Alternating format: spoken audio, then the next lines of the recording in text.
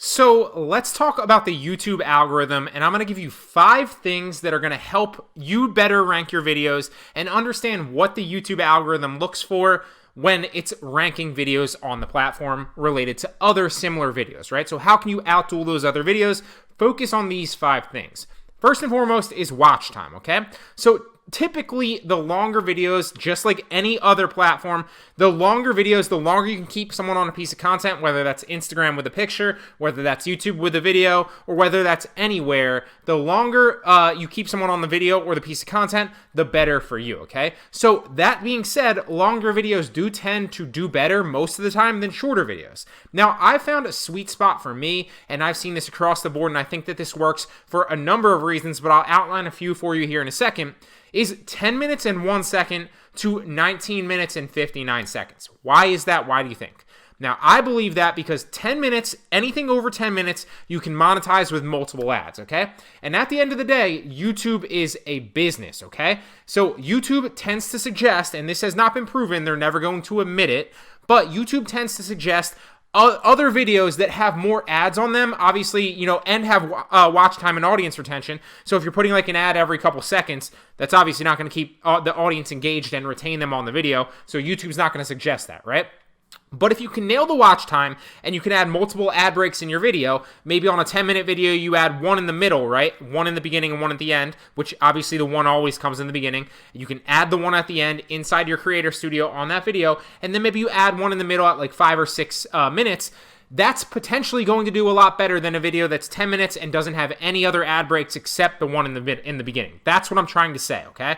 So typically the best watch time, in my opinion, is 10 minutes and 1 second so that you can monetize those long videos. Even if you're not monetized yet, you will be able to do that in the future. So shoot for 10 minutes and 1 second.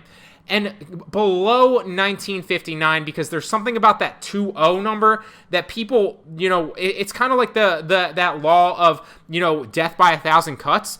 Most people, unless you've really built up a brand equity with them, there's some people where this doesn't apply, but most people are not going to want to watch a 20+ minute video, or they won't watch that currently. So if they see it, they won't click it and start watching it simply because they're not going full-heartedly into it saying, I want to invest 20 minutes into this video that I know nothing about, right? So typically speaking, they're either going to ignore that or they're going to add it to watch later and then probably never get around to watching it and delete it later. So if you can keep it between that sweet spot, you're going to do the 2 of the best things, right? So you're going to get more ad revenue, obviously, because you're going to have longer videos, and longer videos tend to do better on the platform, but you're also going to keep it with it under 20 minutes, so more people will be more inclined to click it and not feel like they're investing 20 minutes into their time, right? Because if you keep somebody on with like short videos, it's the same thing with like Netflix or YouTube or Instagram, right? Or any of these, TikTok, for example, right? It's death by 1,000 cuts. You keep consuming 60-second videos on TikTok, for example, or pictures on Instagram. It doesn't seem like it's a lot when you chunk it in one by one. But as you add them up, you're going to spend a lot more time on that platform, death by 1,000 cut wise, than you would investing an hour into a potential YouTube video. The whole key here is don't go too far out of the way with it. That's what I'm trying to say. Stay below 20 minutes, but also try to go above 10 if you can. Now, one thing I will say about this is don't sacrifice quality for length, okay? To give you an example, a 2-minute video, so don't stretch a video on purpose just to try to get it to 10 minutes. It's just something to potentially shoot for, okay? It's just something to remember and keep in mind. Don't sacrifice the quality for the length. A 2-minute video with an average watch time of 1:30, because it's good and relevant and keeps people engaged, will do a lot better than a 20-minute video with an average watch time of 1 minute, okay? So longer videos don't always do better, but they will over time typically tend to perform better because there's potentially more to watch in that video, hence why you're going to accumulate more watch time, okay? So hope that helps. That's number 1. Number 2 is click-through rate. Now, what is click-through rate? Click-through rate is how often people click on your thumbnails compared to other potential similar thumbnails that they're potentially being suggested to, right? So how click-through rate works is, let's say your thumbnail is going up against another thumbnail that's very, very similar. You've made a similar video to another content creator, and both of those tend to get suggested. YouTube's going to test this out and see how many, maybe it's 100 people, maybe it's 1,000, maybe it's 10, right? they're going to see who clicks on which thumbnail more. That's click-through rate, right? And maybe your thumbnail beats out this thumbnail, so this drops down to the bottom of the algorithm and doesn't get suggested as much anymore. But then it goes up against another one, right? It goes up against thumbnail C instead of thumbnail B. And maybe you beat out that one, but maybe you lose to the next one, thumbnail D, right? So click-through rate is huge, and one of the best ways that you can improve your click-through rate is better thumbnails, right? Improve your thumbnails. It's one of the most overlooked things on all of YouTube. People spend, and I don't get it. I still make, garbage thumbnails here and there because I rush them.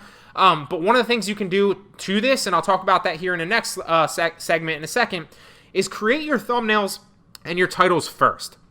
So that way you're not rushing to and excited to get the video out. You're literally going to create the thumbnail and you'll have it ready when the video airs. And plus, your video and your thumbnail will be relevant to the video, as opposed to if you created the video first and then try to make a thumbnail afterward. You might not find the right pictures, you might not find the right things, so just keep that in mind, okay? Click-through rate, improve your thumbnails, and two of the best ways to do this is Photoshop and Canva. Now, Photoshop, I think, is $9.99 a month or $19.99 a month. I don't remember how much I pay for it. Highly recommend Photoshop. It's super, super crucial for creating good thumbnails, but if you're just looking for something free to create them in the meantime, Canva is a free software. It's a website you can go to, and you can make thumbnails for free, okay? So watch time and click-through rate. The next factor is audience retention. So you want to capture your audience attention right away. And it's been said you have about 3 to 10 seconds. I would say 20 seconds is above the full, you don't have 20 seconds. Some people have said that. I would say you probably realistically have about 3 to 10 seconds max. So keep that in mind, right? YouTube is a competitive place. So make sure that you have a compelling hook in the beginning of your video that's going to capture people's attention and want to make them continue to watch the video, right? If you don't, people will just click off your video to another video because they're constantly, the way that the algorithm's set up and the way that the software is set up, doesn't matter if you're watching on desktop or if they're watching on mobile, they're constantly being suggested other videos on the side or below the video as they're scrolling, right? So if you don't do this, people will just click off to another video if you don't captivate them and you don't capture their attention, okay? So one of the ways, like I just said, is you can do this by improve your audience retention and your watch time and your click-through rate, obviously, by creating your thumbnails and your titles first. That's going to keep your video relevant. It's going to give you, it's kind of reverse engineering and working backwards. Works great. If you don't believe me, just try it 1 or 2 times. You will see just how much better your thumbnails and your videos turn out because they'll be related, right? So what I'm trying to say here is they're going to see the thumbnail, right? And then they're going to click on the video, and your video is actually going to be exactly what they intended to get, right? By clicking on that thumbnail, and you're going to convert and retain a lot more of the audience, as opposed to if you created a video, then created a thumbnail afterward that you thought looked good, but they might have clicked on that video because they saw the thumbnail and realized that the video wasn't necessarily 100% match of the thumbnail, right? So try creating your thumbnails and your titles first. Huge game changer, major YouTube creator hack, okay? Now, the next thing is to relate to them and their interests. Pretty self-explanatory. Talk about what they want, not what you want. Tell them immediately why they should care, what they'll get out of watching, right? Make sure that they know that they're in the right place and that the video that they clicked on is exactly what they're getting, exactly what they're about to get, right? Reiterate that point and captivate them. Audience retention is the third thing. Number 4 and 5 are engagement and session starts and session time, okay? Engagement, pretty self-explanatory. That's your likes, your comments, your dislikes. Yes, even dislikes help your video, assuming you don't have more dislikes than your likes, okay? Pretty self-explanatory. We all know that. They don't matter as much as they used to, but they do still matter, okay? And one of the things that a lot of people overlook is session start times and session time. So session start times is when you bring somebody to YouTube or somebody clicks on your video from an outside source, or they come to YouTube and they get suggested your video and they hop onto your content. That starts the session, right? Now your session time is how long, there's 2 session times, right? How long you keep them engaged on your content and your videos, 1 session time. How long you keep them engaged on YouTube in general from starting on one of your videos, even if they go to other videos, is the 2nd session time. They both matter, session starts and session time, okay? So what you want to do is you want to bring people to YouTube and you want to keep them there. That doesn't mean that you cannot link off. It doesn't mean that you can't promote your Instagram. It doesn't mean that you can't promote your other social media. It doesn't mean that you can't sell a product and link it in the description.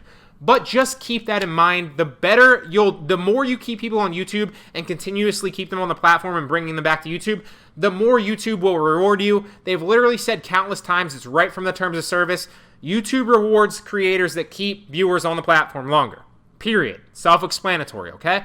So your main goal should be, overall to just keep them on YouTube and keep them watching longer. Ideally, that's your videos, but even if it's not, just keep them on YouTube. Now, some of the most typical ways that you can do this that are going to help you: utilize cards, utilize playlists, utilize linking related videos that might interest them, and utilize end screens. But to recap, that's the 5 things that are the most important that YouTube looks for when ranking your videos against other related videos in the YouTube algorithm.